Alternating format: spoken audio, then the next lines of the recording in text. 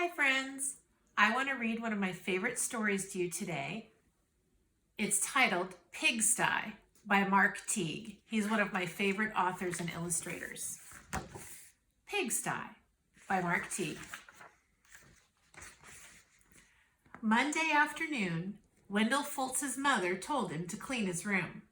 "It's turning into a pigsty," she said.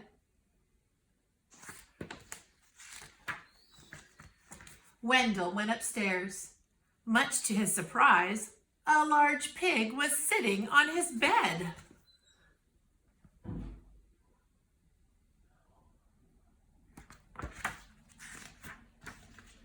"Pardon me," said Wendell.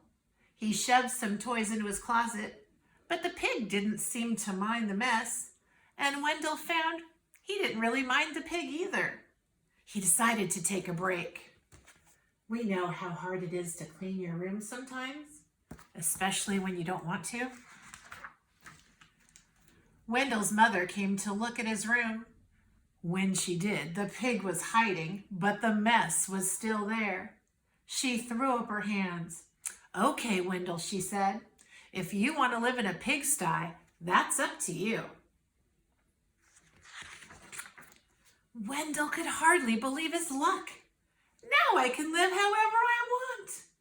He didn't even worry when he came home on Tuesday and found a second pig in his room. The mess had grown a bit worse, but he was able to jam most of it under his bed. "Pigs are all right," he said, "as long as it's only one or two." In fact, they had a wonderful time. They played Monopoly until late each night, and they left the pieces lying all over the floor. They had paper airplane wars and pillow fights. The bed became a trampoline. Then 2 more pigs showed up. The mess just grew and grew. That night, when Wendell went to bed, the pigs were lying everywhere. They rolled up in his blankets and hogged his pillows too. Get it? Pigs in a blanket, hogging the pillows. Wendell told himself he didn't mind, but then he found hoof prints on his comic books. And Friday, when he got home from school, he saw that someone had been sitting on his basketball. And his baseball cards were all chewed. Oh, those pigs. "That does it," said Wendell. "I've had enough." He ran downstairs to tell his mother. Do you think his mom's going to be very sympathetic to his messy room? She told him to clean it. "Sorry," she said, "but your room is your responsibility." She handed him a broom. I kind of thought she'd expect him to clean it up. Wendell started to complain. The mess was too huge.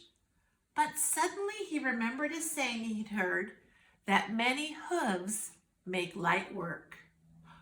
I remember somebody saying, many hands make light work, if you all work together. But they're pigs, they don't have hands, they have hooves. He marched upstairs and organized a cleaning crew. The pigs thinking, I don't know about this. They swept and scoured, polished and scrubbed. Finally, Wendell pronounced the room clean. In fact, it was a bit too clean from a pig's point of view.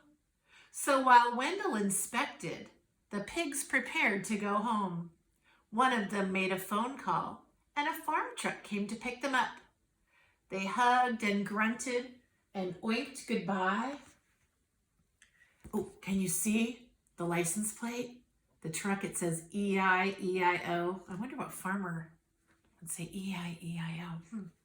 From that day on, Wendell kept his room clean. Except for those nights when his friends came by. to play Monopoly.